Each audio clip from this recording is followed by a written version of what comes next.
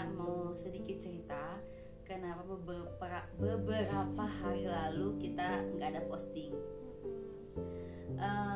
Sebetulnya sih ini tuh kejadiannya 2 hari lalu, jadi waktu hari Sabtu kemarin. Qadarullah, atas izin Allah kita itu mendapatkan musibah. Jangan kaget ya guys. Jadi kita itu mendapatkan sedikit musibah. Musibahnya apa? Jadi ini langsung cerita aja ya. Waktu hari Sabtu itu Sesha mau sekolah. Kebetulan dia bagian kelas siang. Nah masuknya itu jam 10. Jadi kami bertiga, kebetulan lagi ada papinya, kami pergilah ke sekolah. Nah saat itu kami pergi pakai motor. Jadi kami bonceng bertiga dengan posisi papi, Sesha, dan mami. Oke, mami di belakang gendong tasnya Sesha. Oke, baru keluar dari rumah paling kurang lebih 1 kilo, belum sampai 5 menit, 1 kilo lah kayaknya. Tiba-tiba di jalan raya itu kondisinya tuh macet. Nah dari arah sebelah kanan ada yang melambung atau ada yang apa namanya, melambung tuh mendahului, ada yang mendahului dari sebelah kanan. Ini posisinya punya kami di motor kami. Tiba-tiba di kanannya ada yang lambung, set, ngebut, dia kaget, dari lawan arah ada kendaraan. Dia banting ke kendaraan kami, yang dimana kena stangnya. Jadi stang motor kita dan stang motornya itu orang yang nabrak beradulah, kesenggol, kami jatuhlah ke kanan, gitu. Nah pas jatuh gitu untungnya mami cepat sadar, jadi mami nggak niban ke Sesha. Orang yang nabrak langsung aja gitu jalan, dia nggak jatuh sama sekali.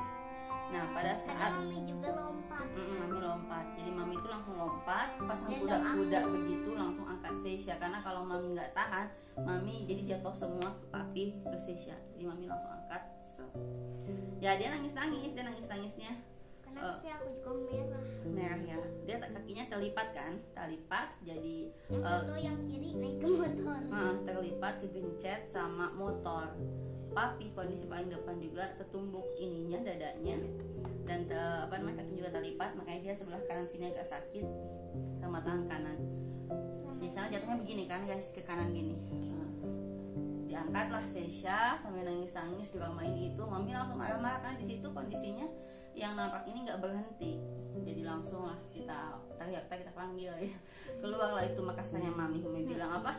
Berhentiku, woi berhentiku. Mami bilang begitu. Aku sampai nangis. Nah, karena itu agak berhenti gitu.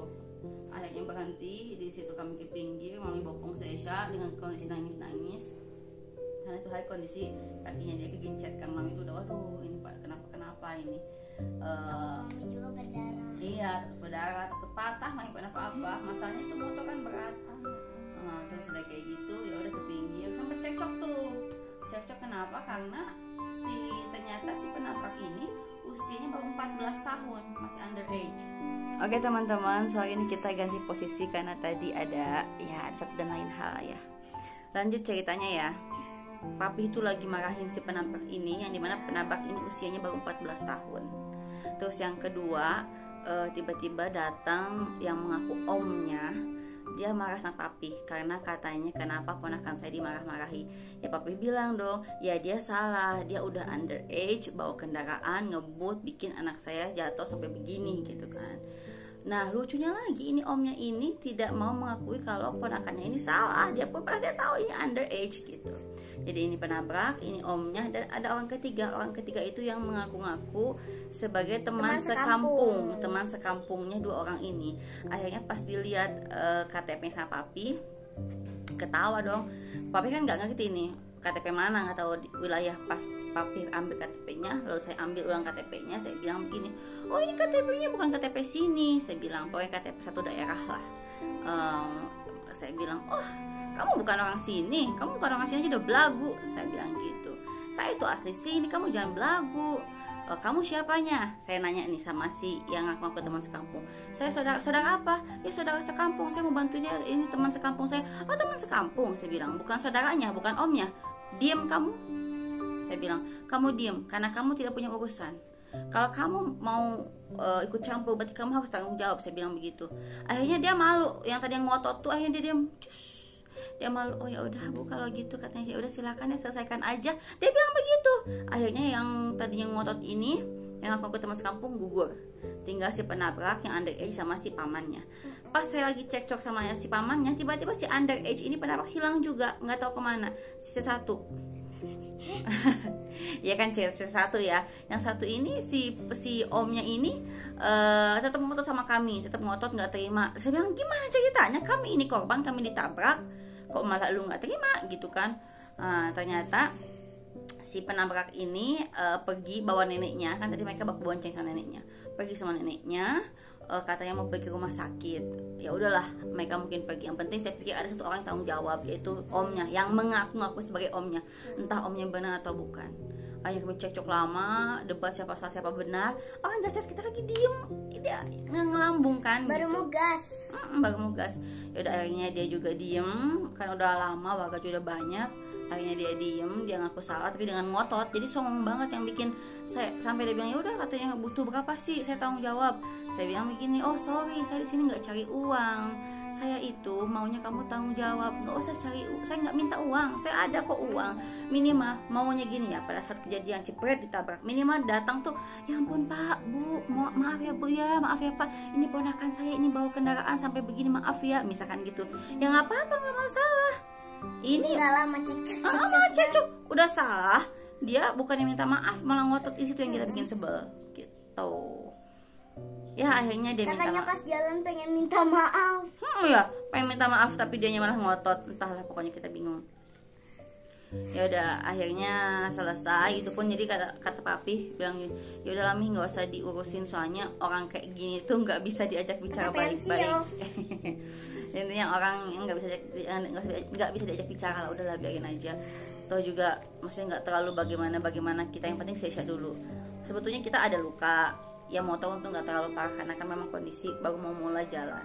Saya tuh sakit badan, papi terutama sakit ini dada, ini pahanya sakit, tangannya juga. Kalau mami juga ini tangan sama paha. Masalahnya pas aku mau ke ini tuh aku merem guys.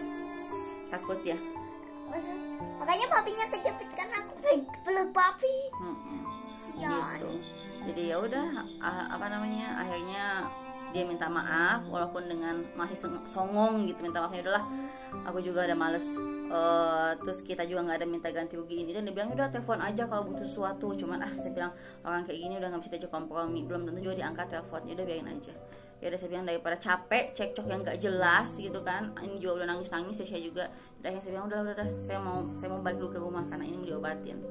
Udah akhirnya balik ke rumah. Jadi nangis karena pengen ketemu sama mama kan. Ya udah akhirnya kami pulang ke rumah. Pas jatuh tuh nyes. Akhirnya kami pulang ke rumah, udah pulang ke rumah ya udah ngobatin Sesha, dikasih minyak tawon. Kalau orang Sulawesi, kalau orang Sulawesi itu tahu minyak tawon tuh kayak gimana. Akhirnya kita pakai minyak tawon tuh, badan yang sakit-sakit ya udah, terus dipijat urut-urut. Ya alhamdulillah enakan, langsung minum obat juga supaya nggak sakit-sakit badan, walaupun malamnya tetap berasa sakit-sakit badan gitu. Ya udahlah, begitulah ceritanya teman-teman. Moral of the story-nya itu pertama, kita nggak pernah tahu kapan musibah datang gitu. Yang keduanya, saat kita salah harusnya alangkah lebih eloknya kalau minta maaf. Jangan udah si om yang ngaku omnya ini nggak ada di lokasi pas saat kejadian, terus dia malah marah-marah gitu. Jadi kita pun bilang ya kita wajar marah karena kondisinya kami ditabrak, kami nggak salah apa-apa ditabrak, terus ini yang nabrak nggak berhenti. Wajar emosi seketika langsung, kenapa lu lari, oh berhenti lu, orang mana lu, kayak gitu wajar gitu. Ya itu konsekuensi dari kelakuan si ponakan yang underage ini gitu. Terus yang keduanya ya kemana-mana harus safety lah, pakai helm ini itu. Memang kemarin tuh kita nggak pakai helm. Ya karena memang dekat ya, rumah ke sekolah tuh memang dekat, jadi ya gitulah, ada salahnya juga. Alhamdulillah untung gak kenapa-kenapa. Terus alhamdulillah juga lukanya nggak terlalu parah. Ya cuma memar-memar doang gitu. Alhamdulillah ya begitulah.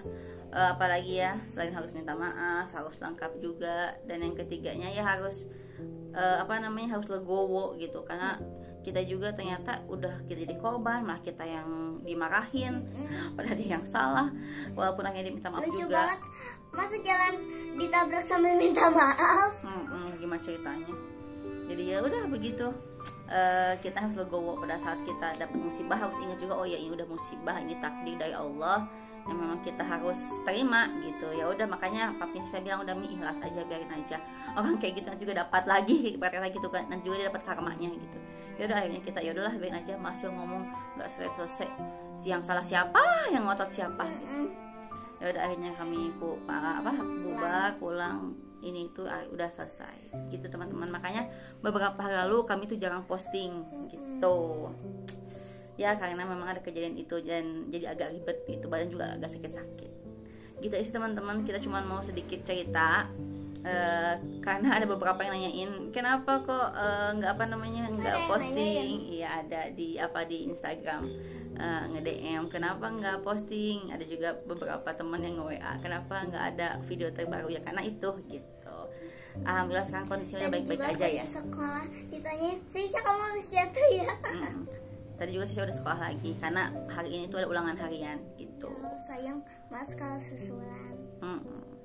Begitu teman-teman, moral of the story-nya hari ini ya, semoga teman-teman diambil hal yang baiknya, hal yang buruknya jangan dicontoh juga gitu. Yang namanya musibah kita nggak pernah tahu kapan dan di mana terjadi gitu. Jadi kita patokannya gitu, ikhlas aja gitu. Waktu jatuh juga pasti tekuk tuh sakit, tapi kalau kali ini alhamdulillah nggak terlalu sakit di tekuk. Udah agak mendingan ya, karena posisi jatuhnya itu saya sama papi itu kegencet motor, kalau mami kan lompat langsung kesang kuda-kuda gitu. Langsung keluar bahasa Makassarnya. Oke teman-teman, mungkin segitu dulu kenapa kita nggak pernah posting dan ada apa. Nanti setelah video ini kami post ya, insya Allah kedepannya akan terus ada postingan-postingan video dan short dari kami normal lagi. Teman-teman makasih juga yang udah banyak bantu, yang udah nanyain kenapa, yang udah doain juga makasih, yang udah datang ke rumah juga makasih. Pokoknya ditunggu video terbaru dari kita, dan by the way kita udah mau 1000 subscriber teman-teman. Udah 900 sekian.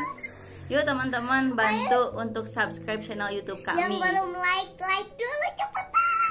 Yang belum komen dulu, yang belum subscribe sekarang gitu. Semoga channel kami ini ada faedahnya yang bisa diambil oleh teman-teman semua, oleh adik-adik, tante-tante, kakak-kakak, om, semuanya ya. Gitu teman-teman. Mau ngomong Sesha? Apa ya? Oh ya jangan lupa kalau yang belum nonton semua YouTube aku nonton sekarang juga kalau ini udah habis. Ditonton semua video-video kita ya. Terus kalau mau ngasih saran misalkan bikin ini dong, challenge ini dong, atau apa-apa komen aja ya. Oke teman-teman, segitu dulu cerita kami hari ini. Terima kasih sudah selalu support kami. Terima kasih sudah nanyain kami. Sekarang kami baik-baik aja. Iya makasih juga yang udah datang ke rumah aku. Iya makasih. Segitu dulu cerita kami hari ini Ya. Support terus channel YouTube kami dengan cara like, comment, share, and subscribe. Bye-bye.